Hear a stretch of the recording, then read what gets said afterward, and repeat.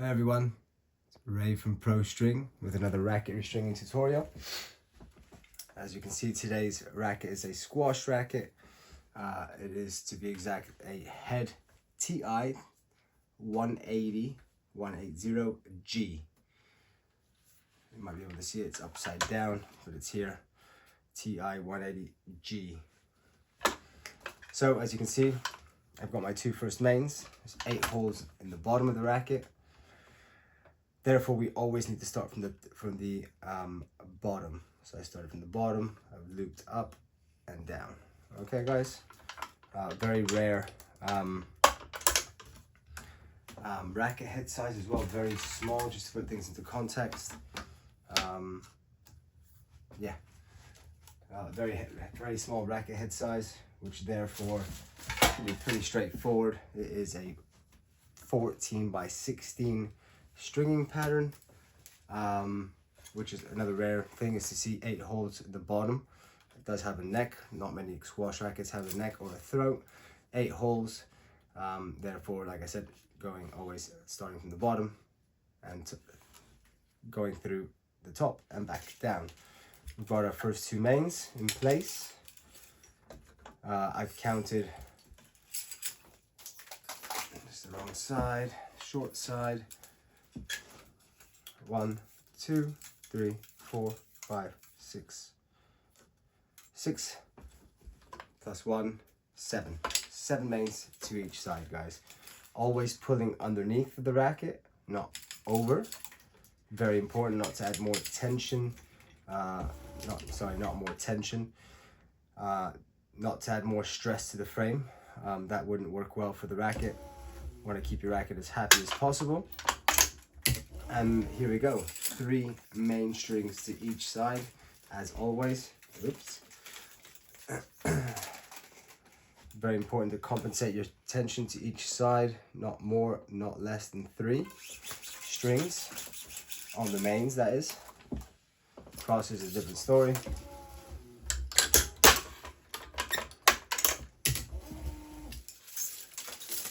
But yeah, don't know if I've done this racket before.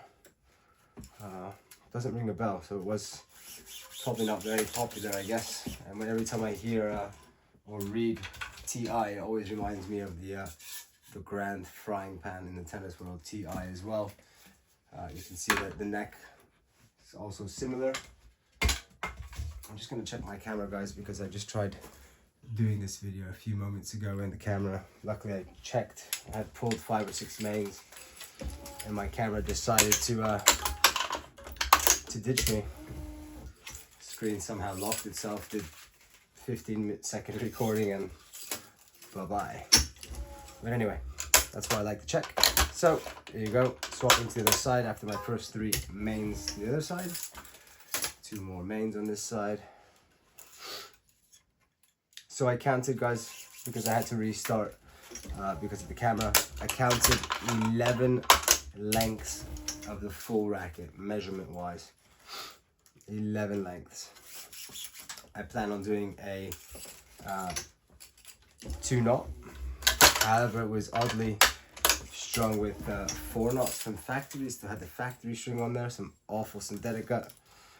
This is just a very basic synthetic gut. Pro's Pro, nothing special either. It does the job for those that don't want to spend too much money. Right, 2 more to go on this side.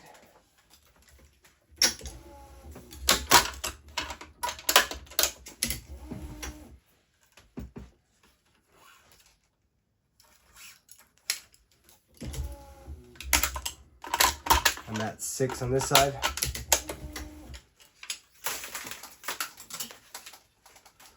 Pretty straightforward racket, guys. This is a simple racket to do. Squash rackets are actually probably a great way to learn.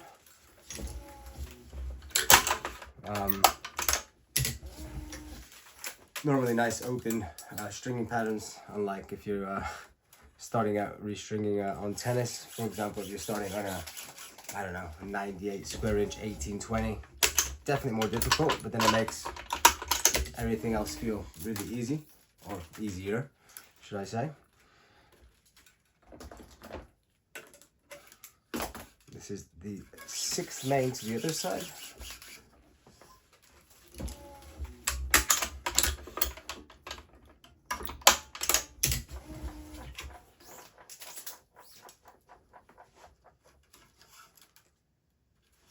So just in case you guys are stumbling across this video and need to know how to skip your cross strings, it's 1, 2, 3, 4, 5, 6, skip 1, 7. The bottom is 1, 2, 3, 4, 5, 6, skip 2, 7. Just FYI.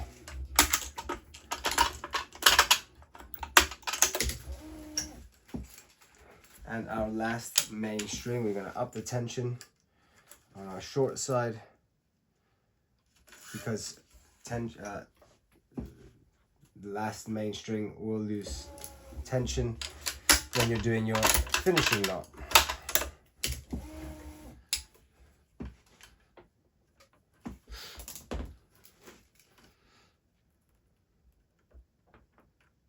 Wow, that is definitely a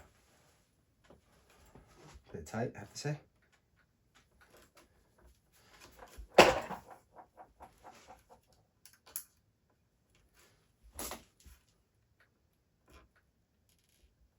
Whew.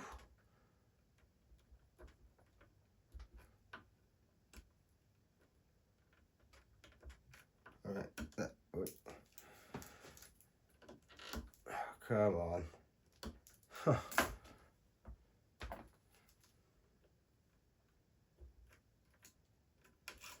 Okay, well there you have it. Make sure you open up that grommet with your awl, maybe. Hornell knot, guys. I'll try to remember to slow it down at the end when I do my second finishing knot.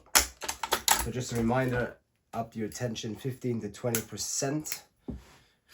In this case, we're stringing at 23 pounds, balance of control and power probably on this racket. So we go from 23 to 26.4 to be exact. It's not a problem if your machine doesn't have 0.1s or 0.5s even.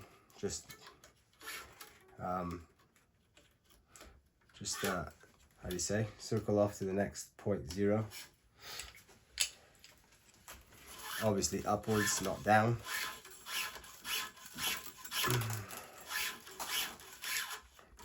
Looking forward to watching a bit of this Sinner Alcaraz match. I think that's going to be our new Federer Nadal Djokovic, or Federer Djokovic for that matter.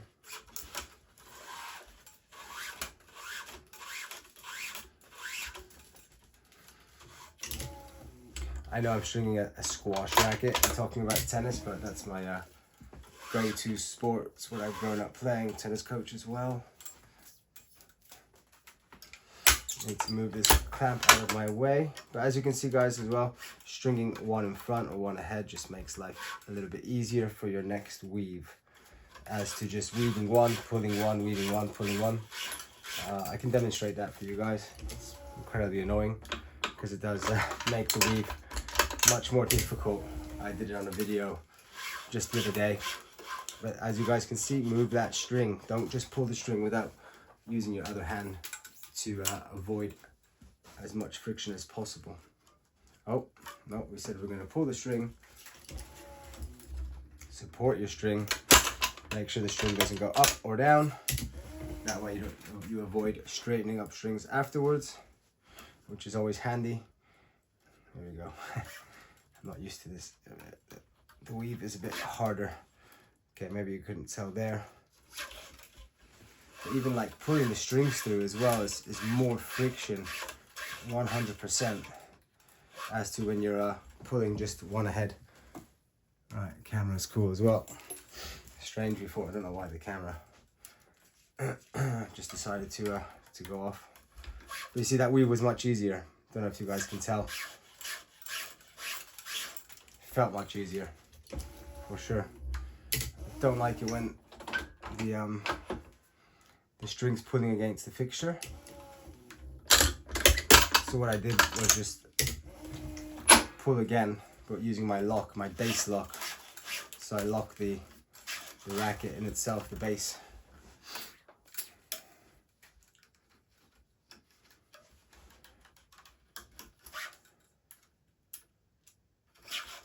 There you go. Pull the string up, pull the string up. Avoid the friction.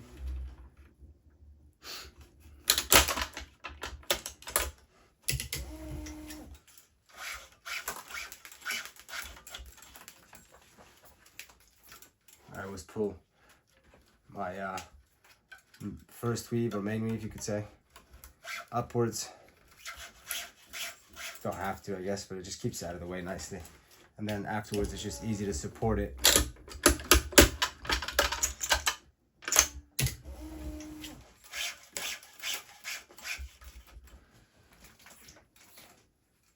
Don't think I've done many squash tutorials just yet.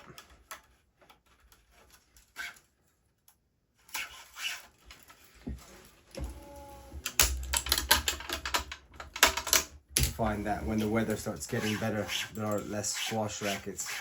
However, in the UK in the winter, squash and badminton are pretty popular in the winter. And then summer, tennis completely takes over. Completely. Pickleball, paddle's very popular. Pickleball less so. I think they're less fussed about pickleball in the UK. As it stands, but I have heard that there's pretty big numbers starting to happen. Just FYI guys, today is the 16th of March 2024. Good old St. Patrick's Day tomorrow. Good excuse for a lot of people to get ruined. Oh God. At least the Irish will be, I'm sure of that.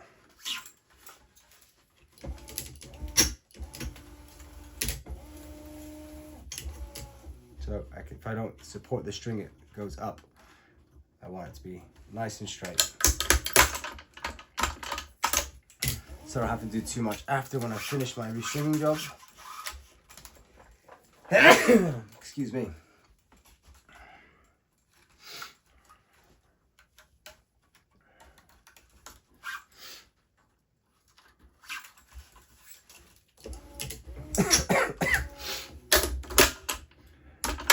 Seem to always be sneezing and coughing in this country. It's not raining, it's cold, it's just a change of weather. Today was nice. Then it was sunny in the morning, then it got cloudy, and then it rained. Just 4 seasons in one day. It's incredible. Can't be very healthy. Excuse me.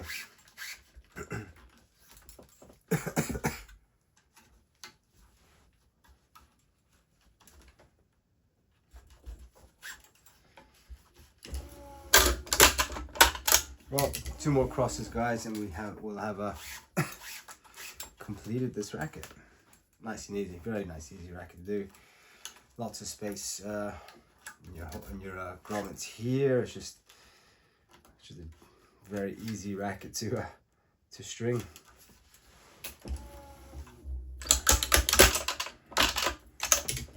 Unlike maybe something like this, for example, just to give you guys a little bit of a insight. Have a look at that stringing pattern. I think we did this ourselves. Yeah, I think. Yeah, and this guy has used it for 2 months, and I think he was complaining to me. Why is the string breaking? Clear mishit, guys. Clear mishit, and that's unbelievable mishit. Normally happens in the top part of the racket, but in this case, it's happened at the bottom, which is even more outrageous. Well, it's even more outrageous that he's saying that the strings didn't last very long. After 2 months, he hits the mishit. This is something you guys will come across as well, by the way. Clients going, oh, my racket didn't last a year. Oh dear. Have to bite my tongue a lot of the times, but you know, it's part of also your job as a stringer to educate people. Say, listen, this is what exists. Send them a little link if you can find something online. There's plenty of links on mishits. Some people just won't buy it, and they'll be like, no. The worst one is, as a stringer at least, the worst one's when people break strings after a week or two, or I've done it before. My own racket, my tennis racket, it's like a few days old or not even, brand new, and you shank and you break the strings. You're like, oh, what a shit stringer. Excuse my French. It's just the stringer's worst nightmare. It's like, come on now. I know you don't understand, but Yeah, but normally my strings last 2 years. And that just tells you straight away when they're telling you that, it's like, you have not got a clue.